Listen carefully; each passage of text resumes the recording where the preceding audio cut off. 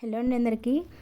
ఎప్పుడు చేసినా గులాబ్ జాములు టేస్టీగా అండ్ జ్యూసీగా మంచిగా కలర్ఫుల్గా ఉండాలి అంటే నేను చెప్పిన కొన్ని టిప్స్ ఫాలో అయితే ఫస్ట్ టైం చేసినా కూడా పర్ఫెక్ట్గా వస్తుందండి.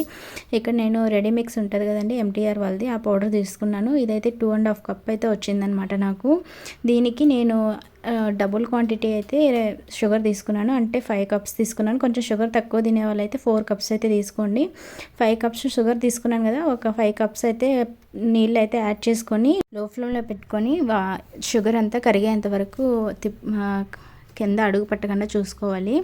ఇప్పుడైతే నూనె పెట్టుకొని ఇందులోకి మనం ముందుగా ప్రిపేర్ చేసుకున్న బాల్స్ని అయితే వేయాలి. ఫస్ట్ ఒక చిన్న బాల్ అయితే అందులో వేసి వెంటనే పైకి రాకూడదండి, కొంచెం నిదానంగా పైకి వచ్చింటే అప్పుడు వేసుకోవాలన్నమాట. అప్పుడే లోపలంతా కూడా బాగా ఉడుకుతుంది, లేదంటే పైన వరకు రెడ్ కలర్లో వచ్చేసి లోపలంతా పచ్చి పచ్చిగా ఉండిపోతుంది అనమాట. సో ఉడకకుండా, అందుకని ఇలా గరిటతో తిప్పుతూ నిదానంగా వేయించుకోవాలి. తర్వాత షుగర్ సిరప్ చేసుకున్నాం కదండి, కొంచెం ఇలా బంకగా ఉన్నప్పుడు ఆఫ్ చేసేవాలి. కొంచెం వేడిగా ఉన్నప్పుడే ఈ బాల్స్ని అందులో వేసేసి ఒక 2 అవర్స్ మూత పెట్టి పక్కన పెట్టేసేయాలి. చూసారా ఎంత కలర్ఫుల్గా వచ్చింది. నేను ఇందులో కలర్ కూడా ఏం యాడ్ చేయలేదండి. టేస్ట్ అయితే సూపర్గా ఉండదు. వీడియో నచ్చితే ప్లీజ్ లైక్